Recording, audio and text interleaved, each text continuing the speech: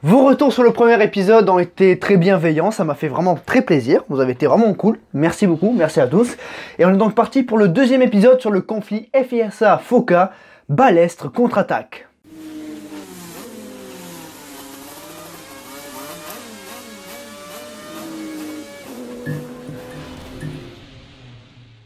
Nous nous sommes arrêtés la dernière fois lors de l'élection de Jean-Marie Balestre à la tête de la CSI, qu'il a renommé FISA. Pour ceux qui n'ont pas vu le premier épisode, je vous recommande vivement d'aller le visionner avant celui-ci pour bien comprendre le contexte. L'ascension d'Eccleston dangereuse pour la FIA va-t-elle s'arrêter?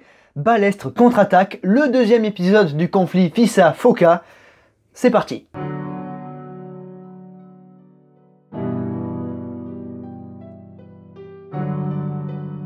Bernie Eccleston s'est emparé du pouvoir financier de la Formule 1 en négociant des primes avec les organisateurs de Grand Prix et en organisant les droits de diffusion du championnat, mais pas seulement.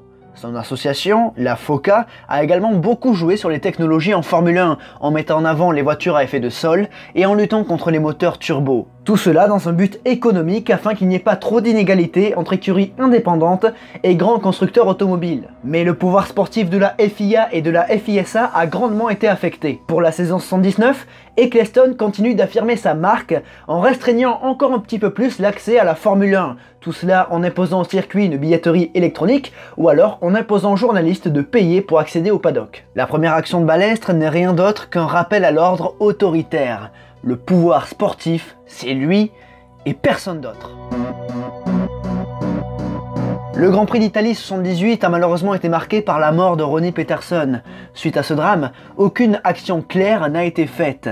La CSI était complètement dépassée par les événements et ce sont les pilotes eux-mêmes qui ont jugé l'accident. Principalement des pilotes de la FOCA. La sanction a été d'exclure Patrese, mais rien de tout cela n'était officiel. En revanche, le premier Grand Prix de la saison 79 a été marqué par le carambolage causé par John Watson et Jean-Marie Balestre a poussé pour que la FISA sanctionne le pilote britannique par une amende de 3000 livres sterling. Balestre frappe fort d'entrée de jeu pour rétablir l'autorité sportive de la FISA. C'est d'ailleurs tout l'enjeu de son mandat, et rappelez-vous que Balestre est très à cheval sur la sécurité en sport automobile. De plus, cette action a été jugée avec l'appui de toutes les photographies de l'accident, contrairement à l'exclusion de Patrese qui s'est faite de manière arbitraire. Eccleston ne veut pas laisser faire Balestre, il veut garder le contrôle sur le pouvoir qu'il a conquis ces dernières années. Lui et son toutou Max Mosley, son ami Max Mosley, demande l'annulation de l'amende du pilote britannique parce que soi-disant il n'a pas eu l'occasion de se défendre. Mais Bernie ne peut pas avoir tout ce qu'il veut tout le temps. D'une part, Balestre ne se soumet pas, et d'autre part, les pilotes veulent courir le prochain Grand Prix et se moquent de ces querelles politiques. De plus, Scheckter et Watson, les deux principales victimes de l'accrochage, se sont réconciliés. Donc, première victoire pour Balestre. Balestre s'attaque au règlement technique qui fait débat. Il veut interdire les jupes aérodynamiques, limiter la largeur des pneus, la taille des cylindrées, le poids des voitures, bref, rendre la Formule 1 plus sûre. Il lance une commission chargée d'étudier les meilleures options. Officiellement, les discussions sont ouvertes à tous, mais croyez bien que Balestre sait qu'il ne peut pas compter sur les écuries de la FOCA pour cette affaire. Balestre fait donc preuve d'autorité, il va continuer d'affirmer cette méthode lors de l'affaire du Grand Prix de Suède. Le circuit d'Understop n'a pas versé la prime demandée par la FOCA, une prime qui conditionne sa tenue dans le calendrier. Mais a posteriori, une compagnie pétrolière a décidé de verser la prime demandée à l'organisation des constructeurs. Pour le coup, Eccleston veut donc replacer le Grand Prix de Suède dans le calendrier de Formule 1, mais Balestre refusera catégoriquement. Et c'est donc un nouveau but marqué du côté de la FIA, 2-0 en cette saison 79. Bernard en a marre de voir son influence grandissante ralentie voire atténuée par Balestre. Il organise une réunion durant l'été avec les membres de la FOCA et les grands constructeurs, Ferrari, Renault et Alfa Romeo. Les moyens techniques de ces constructeurs se fait sentir. Ces derniers ont repris l'avantage au championnat dans une réglementation qui était en faveur des indépendants, avec l'effet de sol. Mais le problème n'est pas qu'aérodynamique. Le moteur turbo, beaucoup moqué à ses débuts, a obtenu sa première victoire en Grand Prix avec Jean-Pierre Jabouille à Dijon. Eccleston veut réduire la taille de leur réservoir et limiter le nombre de pneumatiques par week-end. C'est une attaque indirecte envers les grands constructeurs. Mais tonton Bernard ne s'arrête pas là, il veut également interdire les moteurs turbo compressés. Ça en revanche, c'est une attaque directe envers les grands constructeurs automobiles. Cette dernière demande est donc vivement rejetée par ces constructeurs. Pire encore, ces écuries, donc Renault, Ferrari et Alfa Romeo, qui étaient plutôt neutres depuis le début du conflit, vont affirmer leur soutien à la FIA et la FISA. Dorénavant, on va appeler ces constructeurs les légalistes. Les Italiens de chez Ferrari et Alfa Romeo sont en train de développer leur moteur turbo et ne veulent pas accepter les propositions de la FOCA. Balestre n'attendait que ça pour reprendre la guerre face à Eccleston. Dès lors, le débat existentiel sur la Formule 1 est relancé. Est-ce que ça doit être une discipline qui voit les grands constructeurs automobiles se servir de ce championnat comme une vitrine pour promouvoir leur marque ? Donc amener des technologies comme les moteurs turbo qui sont coûteuses, mais qui sont l'avenir de l'automobile et du sport automobile, ou est-ce que la Formule 1 doit-elle être une catégorie qui voit des petits constructeurs indépendants, passionnés, lutter pour la victoire? C'est encore un débat aujourd'hui, et de toute façon, rien n'est tout noir ou tout blanc. Il faut donc trouver un compromis. Le conflit FISA-FOCA vient de passer à un tout autre stade. Et les pilotes dans tout ça? Car oui, ce sont eux les principaux acteurs de la piste. Jusqu'alors, ils se sont fait plutôt discrets. Le GPDA, l'association des pilotes de Grand Prix, a été absorbé par la FOCA en 1976. Mais sous l'impulsion de Jody Scheckter, les pilotes vont faire renaître cette association afin de faire valoir leurs arguments. Le Sud-Africain s'entoure de Jarier, Jones, Fittipaldi, Jabouille et Piquet pour diriger le groupe.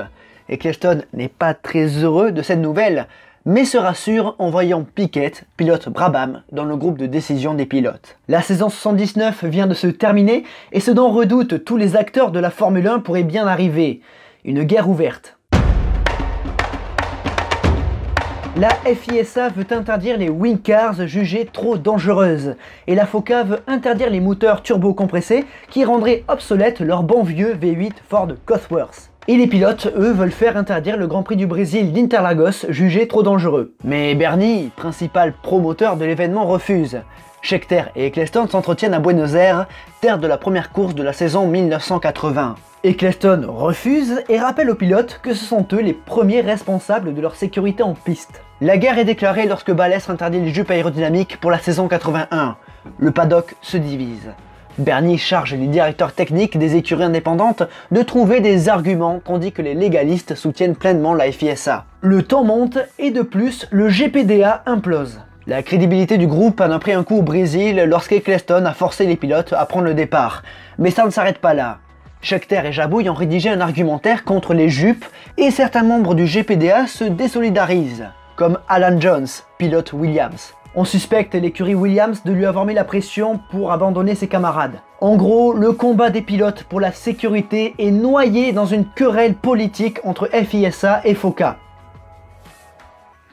Les pilotes se plaignent, ils ne sont pas écoutés, c'est un bordel sans nom, donc voilà, ça fuse de partout, c'est n'importe quoi. L'accident de Regazzoni à Long Beach, qui paralyse le Suisse, relance les débats. La FISA souhaite accélérer les réformes, mais le manque de tact de Balestre ira contre le français. Ce manque de tact fera s'unir encore plus la FOCA et Balestre doit faire un pas en arrière. L'hostilité du pouvoir sportif envers les jupes aérodynamiques force les écuries de la FOCA à envisager de faire route à part. Les pilotes des écuries de la FOCA ont pris l'habitude de boycotter les briefings d'avant-course et Balestre les réprimande. Mais on est dans un contexte d'escalade de violence. Les pilotes et les écuries ne veulent pas payer ces amendes et Balestre menace ces derniers de les disqualifier, de suspendre leur licence s'ils ne se présentent pas au briefing du prochain Grand Prix en Espagne.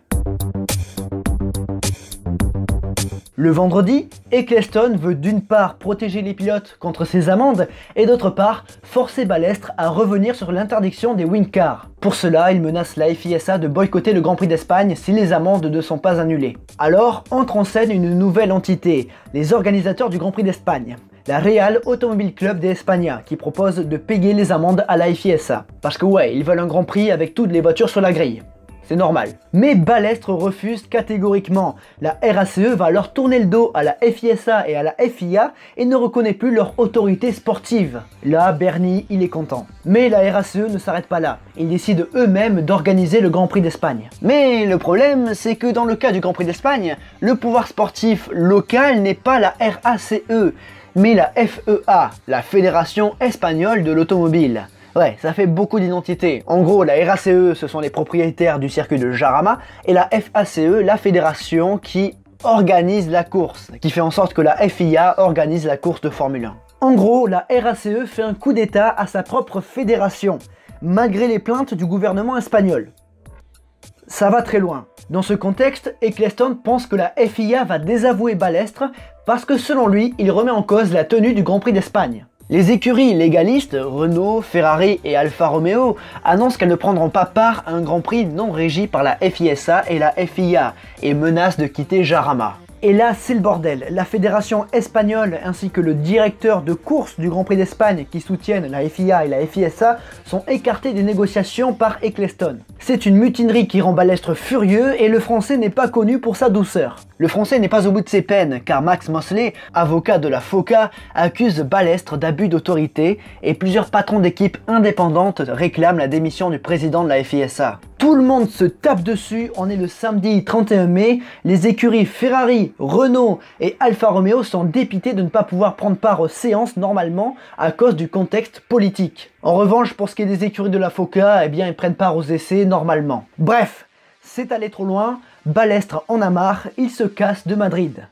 C'est un signal fort. Les écuries légalistes, donc Renault, Ferrari et Alfa Romeo qui soutiennent la FISA, décident eux aussi de partir. Ecclestone saute de joie, pour lui c'est une victoire, mais il fera pâle figure lorsqu'il verra les chaînes de télévision également rejoindre l'aéroport. Et les sponsors présents sur place se rendent compte que sans la télévision, il y a beaucoup moins d'intérêt à rester pour le Grand Prix d'Espagne. Le Grand Prix a lieu sans Ferrari, Renault et Alfa Romeo. C'est Jones qui s'impose devant Mas et De Angelis. Le lendemain, la FIA affirme son soutien à Balestre et déclare que ce Grand Prix est illégal. Il est classé parmi les Grands Prix hors championnat du monde. Le président de la FIA, Metternich, ne s'arrête pas là. Il confirme que les changements réglementaires demandés par Balestre auront bien lieu comme prévu. Autrement dit, les jupes aérodynamiques seront interdites dès la saison 81. Et pour couronner le tout, Jean-Marie Balestre annonce que la FOCA ne sera plus admise dans les réunions de la FISA. Parfois, pour gagner, il faut savoir perdre. En réponse à ces accusations, Ecclestone envisage de boycotter le prochain Grand Prix tenu en France. N'oublions pas que Balestre est aussi le président de la FFSA. Et à contrario, la course suivante, tenue en Grande-Bretagne, pourrait voir les écuries légalistes boycotter l'épreuve.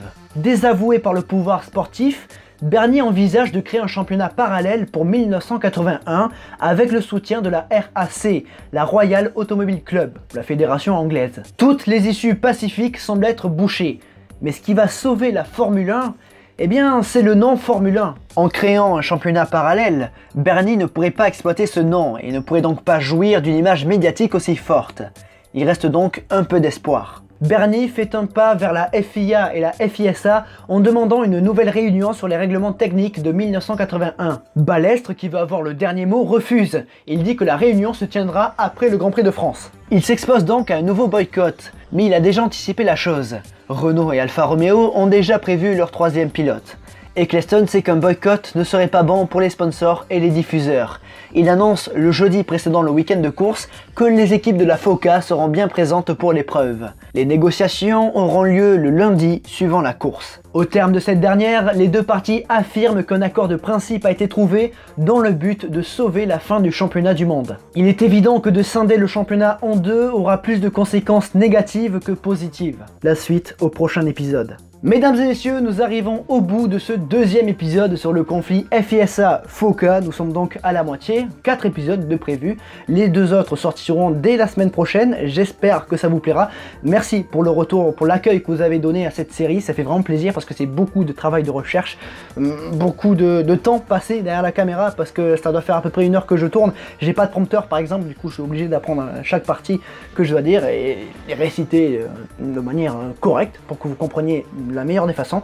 Donc la meilleure manière de me remercier, c'est avec un abonnement, un partage, un pouce bleu, tout ça. De toute façon, je vais vous le redire juste après parce que en attendant, entre-temps, il y a le logo des réseaux sociaux qui s'affiche sur le côté gauche de l'écran. Tous les liens en description, tout comme le lien de la chaîne secondaire. Allez-y, c'est cool, c'est vraiment beaucoup plus détendu. Allez voir la chaîne secondaire, c'est vraiment cool. D'ailleurs, on est presque 2000, je crois, donc ça fait plaisir.